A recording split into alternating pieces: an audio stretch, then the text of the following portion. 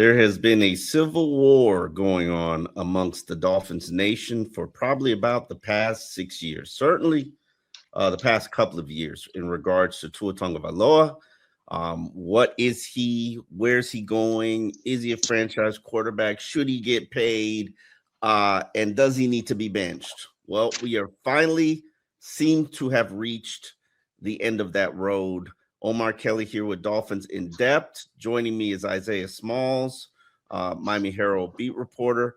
Isaiah, Mike McDaniel hinted on Tuesday, that he was considering all possible changes. Once a coach says that, they have opened up Pandora's box. I don't think you can go back once you've opened up Pandora's box. And Mike McDaniel decided or announced officially today that Quinn Ewers, the rookie quarterback, the former University of Texas standout, the former Ohio State transfer, the former number one high school quarterback in the nation, is going to be the Miami Dolphins starting quarterback for Sunday's game against Cincinnati Bengals. Isaiah, based on everything you've heard, why did Mike McDaniel, everything you've seen too, why did Mike McDaniel, in your opinion, make this decision? I mean, very simply, Tua has not been good enough, right? He leaves the league in interceptions. He looks like he's lost a step from an athletic standpoint. And some of the very clear hallmarks of why he was, drafted so early in the first round, i.e. the accuracy, the timing, all that stuff, it just looked non-existent this year, unfortunately. And so when that happens, and especially when you're eliminated from the playoffs and you just kind of got to see what you have, right? To me, this is a move in which Mike McDaniel can see what he has in Quinn Ewers. Obviously, Dolphins aren't going anywhere. It's Cancun on 3, right, to end the season. And so you kind of got to, to me at least, you kind of want to see what you have from Quinn Ewers before the draft. I did the research. He hasn't played a meaningful football game in nearly a year. That Cotton Bowl loss was January 11th, right?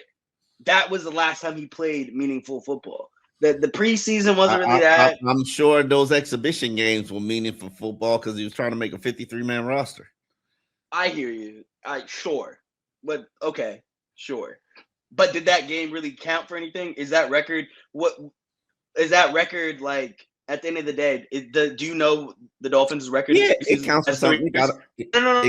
You know the Dolphins. Quick, what's the Dolphins' record in preseason last 3 years? Last 3 years? Last 3 years.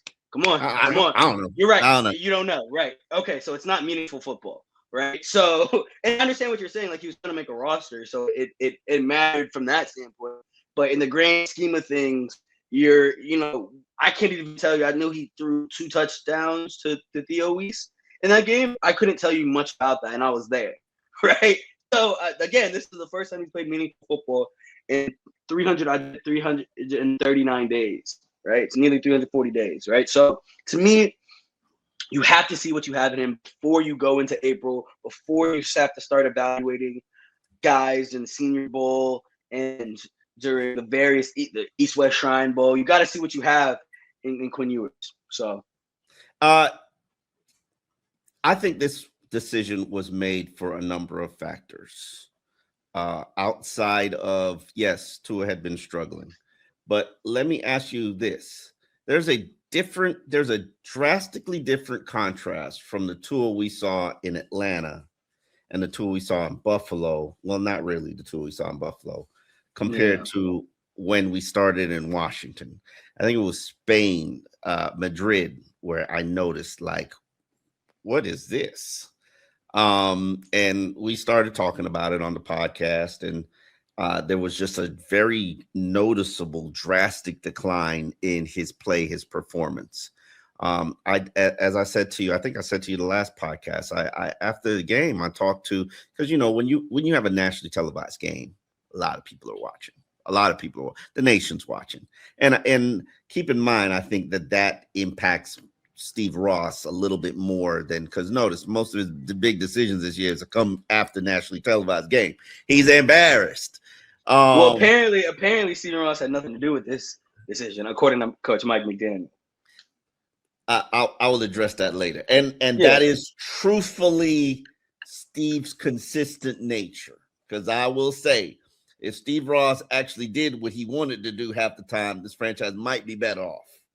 But Are you referring to the drafting of Lamar Jackson? there's many more. There's many more. Okay. It's not just that. It's not just that. Okay. My thing is, as I said, I talked to people in the league, and somebody said something very telling. They said Tua can't drive the ball anymore. It's very easy to play him as a defense when you know the quarterback can't drive the ball. You crowd the middle. You don't have to defend the outside. And truthfully speaking, you don't have to defend past 40 yards because he can't throw it 40 yards. And when he throws it 40 yards, it's a wobbler. So you as a cornerback will get the opportunity to recover even if Jalen Waddle beats you deep. You can let Jalen Waddle roast you for 40 yards. As long as you stop at 40 yards, you'll be good. And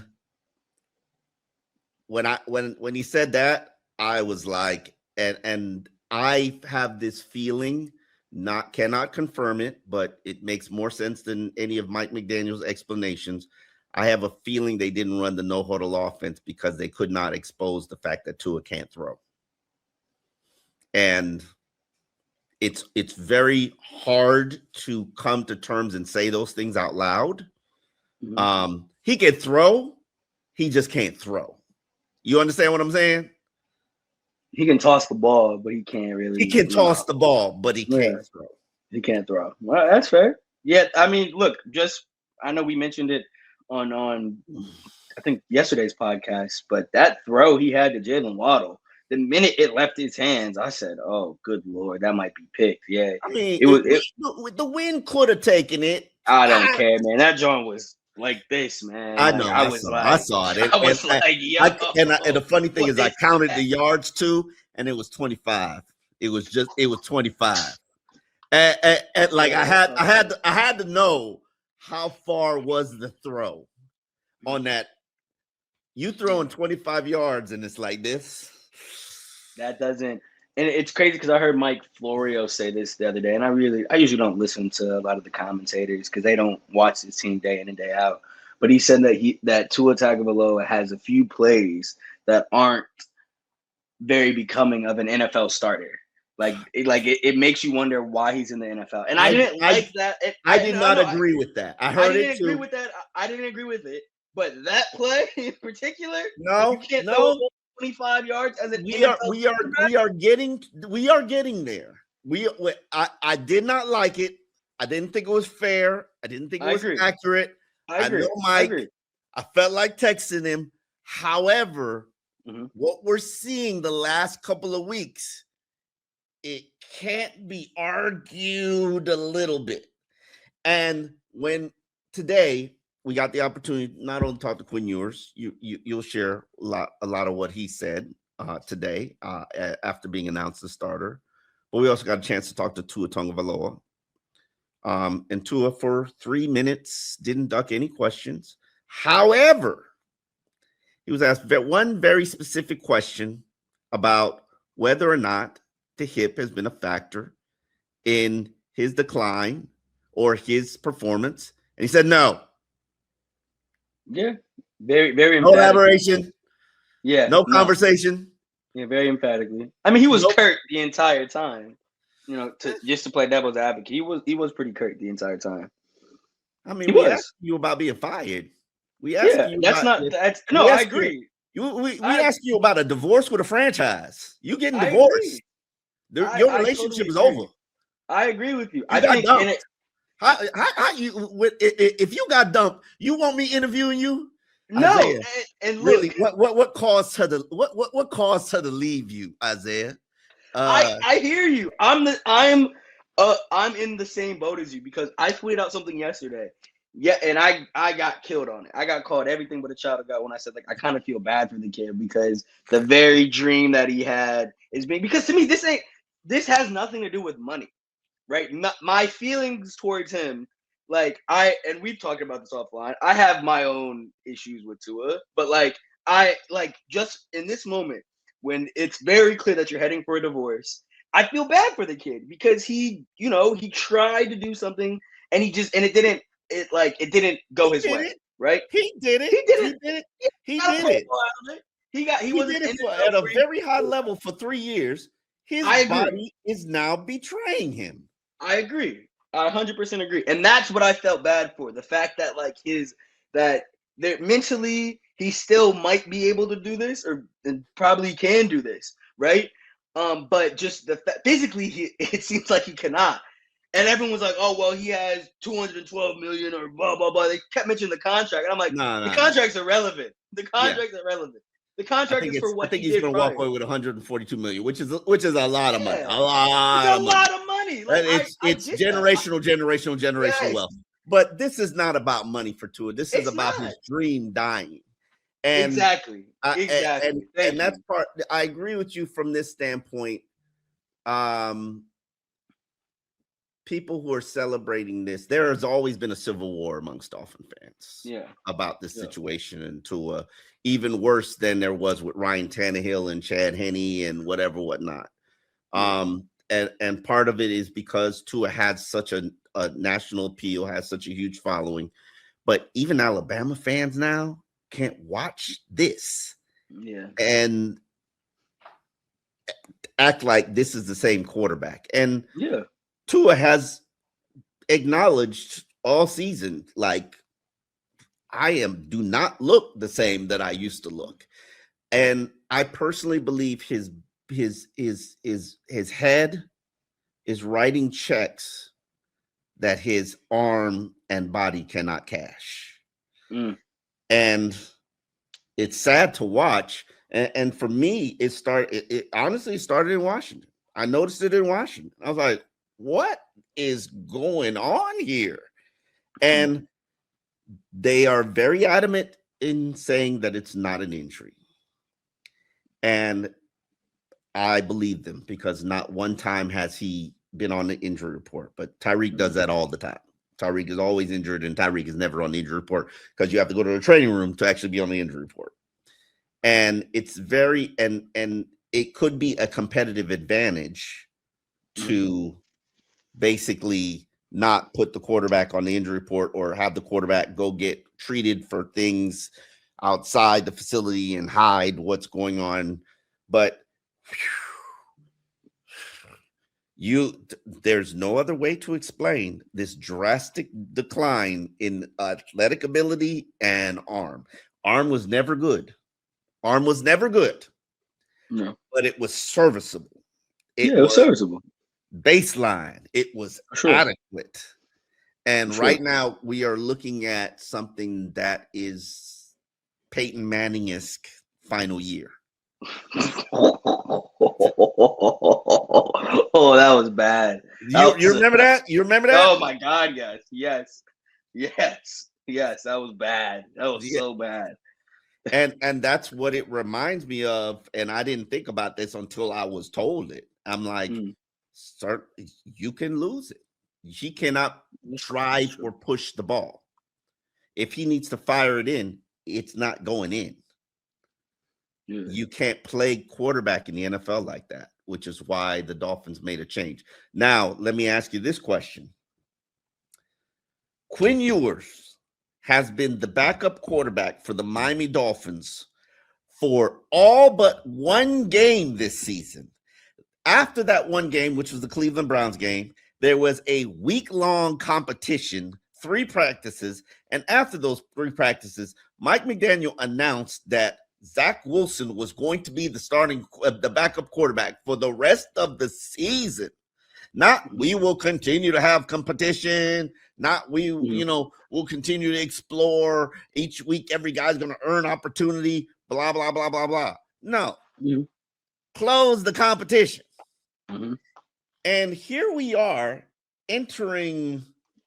week number 15. No, 16, I think. 16, 17, and 18. 3 more games at 16. Okay, so week number 16. Mm. And Quinn Ewers leapfrog Zach Wilson. Now, Mm. I will say this. We talk amongst ourselves in the media, all of us, not just the, Miami Herald, but all the media contingent. And there isn't a single one of us who thinks Zach Wilson should be the backup. So that's kind of telling there. Mm-hmm. But why do you think Quinn Ewers leapfrog Zach Wilson? Because I think there's already tape out on Zach Wilson, right? Like, somewhat what you're getting in Zach Wilson if he lines up and runs your offense. I think it's a little bit still of a mystery what Quinn Ewers brings at the NFL level. We know what he did in college, pretty solid college. At the NFL level, there's no tape other than that Detroit Lions game against 3rd and 4th string guys and guys that probably got cut, and 2 days afterwards, right? So you have to see him against NFL talent. And to me, I think this would probably be a good team to match up against, right? The defense on the Cincinnati Bengals isn't great, particularly against the run.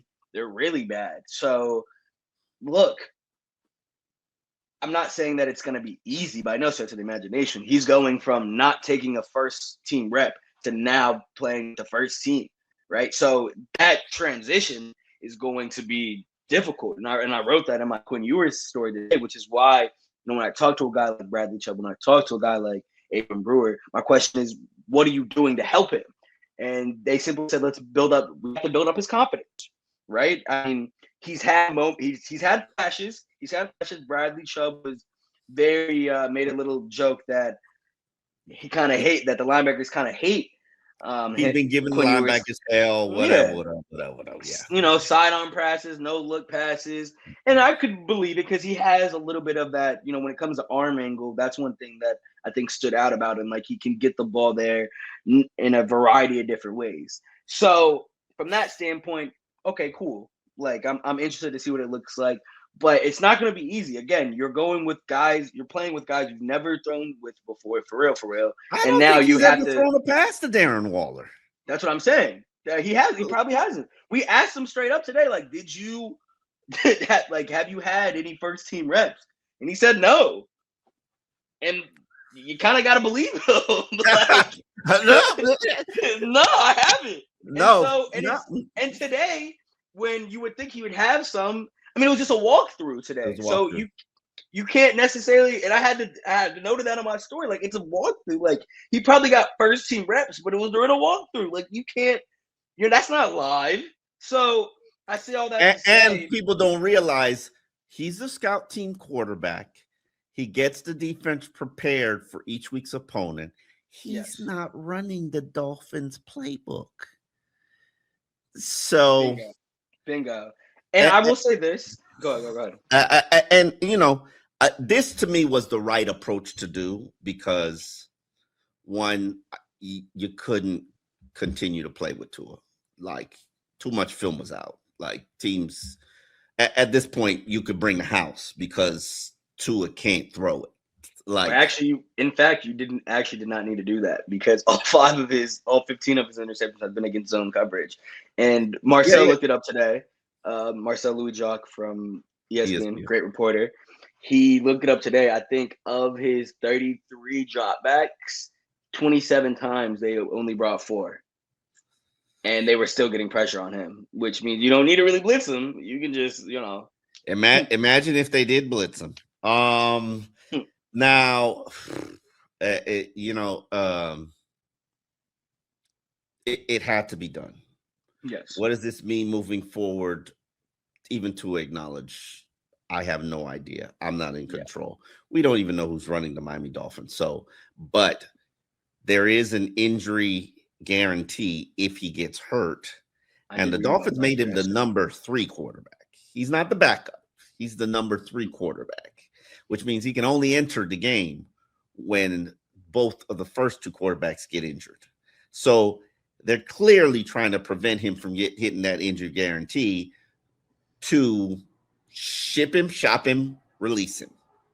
Yeah. And we are looking at the end of the Tua Tagovailoa era. I don't know if he can have a miraculous comeback with some arm blood doping. I don't know. Let me Yeah, I'm not. about to say now you get to a day my boy. I we could go to Germany and do all great things. There are Everything is countries. possible in Europe. Yeah. Everything is In possible. Taiwan, Indonesia, we don't know what they're doing. But let's not factor that in. Before we move off of Quinn, just one last thing. I will say this about him, and he was asked about this today. He did run a similar offense in college with Steve Sarkisian at Texas. Obviously, it's gonna come. There's a bit of there's they gonna be move a growing pains lot regardless. faster here.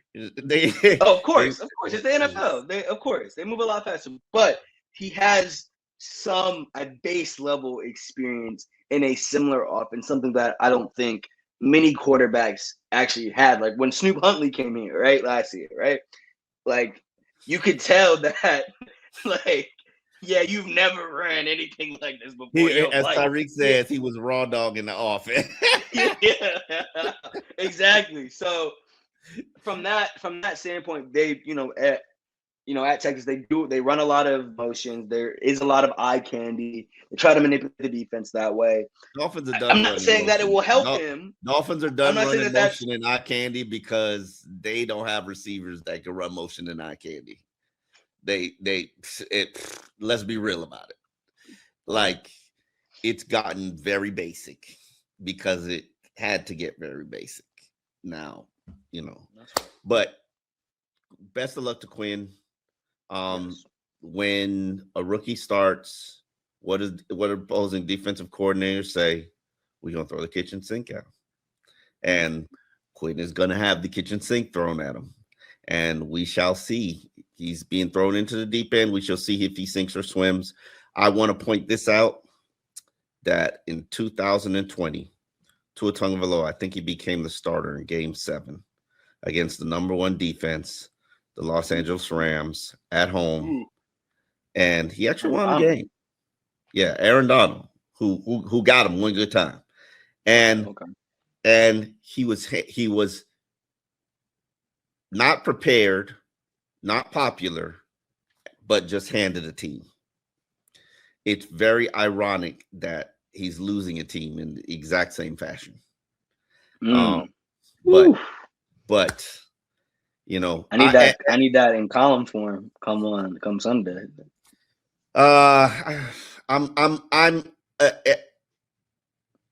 The Tua era is being put to bed. It's in its grave. It's over. It's night. Night. We have. There is no point in continuing to discuss it. The only thing is he going to be on the roster next year? They're going to eat a $99 million cap hit. That's if you are insert GM's name here, what do you do? You just cut him, try to cut bait with him, or try to trade him first? Oh, of course I'm going to try to trade him. Nobody's taking that contract unless I'm paying 90% of the contract. Nobody's taking that contract. And no. Here's the thing. I don't know what Tua's future is because clearly he's got to get back right. He can say it's not athletic or injury or whatever. Bro, some people need to see you throw the ball 25 yards without it wobbling. Like, and I'm a Tua fan, you know that. I'm a Tua supporter, you know that. Is low. Yeah, but what we've been watching since Washington the last 4 weeks has been like, what is this? And I know he had 100 passer rating in the last game, but we all saw what happened. But I like as Bear and I were talking about, man, that stat line is very deceptive, man. That John was very deceptive because he had 60 yards coming into that fourth quarter, man. Like, let's not act like he had you know, he was balling up until that point. Like, no, he looked pretty bad. And that's Negative the thing. yards. I don't think I've ever seen a team finish with negative yardage in a quarter before. I don't think I have, and that was the first for me. So that cherry's been popped. Thank you, Tua Tagovailoa. That sounded crazy. Wow, I apologize. Just don't pay no attention. Just act like it didn't happen. No, you have to acknowledge it. You have to acknowledge it and apologize. Keep going. No, I'm gonna shut up.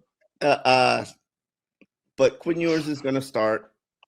I will make the point that, and I wrote a column in the Miami Herald, this shouldn't be the only young person that this team has turned over to, because we are at the point now where the next GM, and I don't know who that is, and the next head coach, and I don't know who that is, need to have film on what's here and needs to know what these guys are capable of. Zeke Biggers, you know my obsession with Zeke Biggers. Got another sack this week. 12 tackles, 1.5 sack, like 4 quarterback hits in how many games? Like 6 games. And I'm putting Zeke Biggers ahead of Benito Jones at this point. Like, what am I doing? Like, okay. What am I doing? We just saw Matt Judon get released. Whether that was a favor to him, Miami Daniel's explanation didn't really make that much sense. Yeah, it didn't. He said he was going to be benching either way. That's great. He said he was like, yeah. I mean, the guy had started 3 games since you traded Jalen Phillips, and all of a sudden he's going to be inactive. Like, let me do him a favor and release him, huh? Yeah, that didn't make sense. But I will say this: you know how I feel about Derek McClendon. Mm-hmm. You know how I feel about Derek McClendon. I have been anxiously anticipating him getting a call up to see what he can do in a football game, a real football game, and I think we might get that opportunity. Like, we shall see. The window's open. He's clearly got to earn it. But even guys like Dante Trader Jr., like, we know he wasn't playing during the winning streak because they need to ride these veterans. But you saw how these veterans performed against Pittsburgh. You saw even Dante Trader. You saw how he performed against Pittsburgh. Like, the tight end, Greg Dulcich, gotta play. I'm playing him 30 snaps. Like that. Oh, he's got some ability. He got some talent. No, he's nice. He's definitely nice. Definitely had a good little reclamation season this year. He'll probably get some looks if he doesn't re-sign here for sure. Oh, I think they might have to have exclusive rights on him or sign him to a 2-year deal. I'll look that up. Yeah, because I can't let him out. See, he can't go nowhere. I agree. But for NWI, I'm not playing him the rest of the year. Sit right next to me, son. I'm sorry. Taj Washington should be active, and you should see what's there. See, that's fair.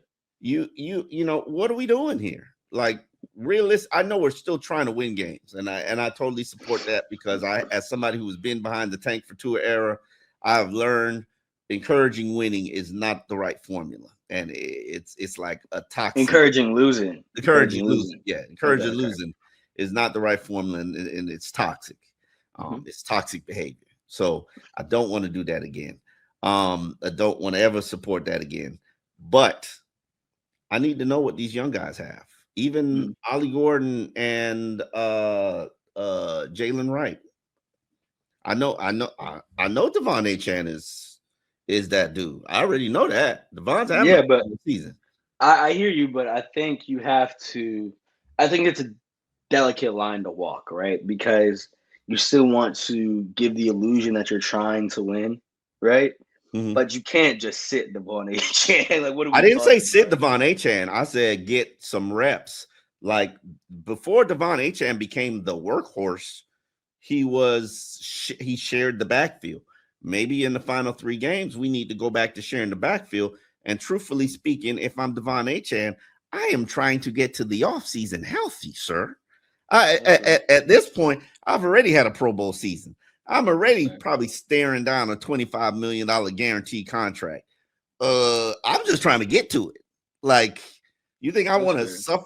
tear an ACL or break some ribs or do something stupid in these final 3 meaningless games? No, I'm sure he's going to say, I want to play and I want to do this and that. But, bro, you're trying to get to the bag. That's fair. I agree. Yeah. I also would contend that I don't know if sharing is a little bit. He had 20 carries in week 4. Like I don't think he was like sharing. I think is a interesting way of putting it. I don't think he was necessarily sharing anything to be honest. But I digress. I will say this that since Ali's ankle injury, you've definitely seen a decrease in his snaps for sure. For sure. I still think that he's gonna that's definitely a lingering issue that And I think he suffered an injury. Yeah, he did. Should be on the injury report, actually. Now he was not. Yeah, we did. Minka didn't practice. Jordan Brooks didn't practice. Those were the 2 ones that stood out to me. In addition to Elijah Campbell and Isaiah Johnson, all 4 didn't practice. Limited was Kenneth Grant, Jason Sanders. Okay, limited practice. He got elevated. And then Waller was limited as well, but Ollie had a full practice. Okay, interesting. What is Isaiah Johnson's injury? Isaiah balled, by the way. He did. I can't wait to see him in the locker to tell him that he played well, especially on special teams. Yeah, man. I people don't remember, but I was just like, I used to say Isaiah Johnson was the cornerback that was going to be the sleeper that I felt he's got ability. And I've never wavered on the fact he had ability. I don't know what happened during training camp. I can't explain it to you. I know he got moved. I think I was gonna say I think that can hurt your confidence a little bit. Like, if they're kind of moving you around a little bit, they don't know what to do with you, and it's just like, look, I remember when I got to college and they tried to move me from safety to cornerback, and I got checked out after a while. I ain't gonna lie to you. I was like, I hate this. Put me back there. I'm trying to free as a bird. Anyway, on that note, we are where we are as the Dolphins. They're preparing for the Bengals, and they're preparing for the Bengals. They got Joe Burrow coming to town. They got Jamar Chase, and the boys coming to town. And it'll be interesting to see what this Dolphins team has in store for them at home. It's still important to win in front of your home crowd. We shall see what the Dolphins have in store for us. On that note, Dolphins in depth, we are out. We will be back on Friday to give you a preview of the Dolphins Cincinnati Bengals game.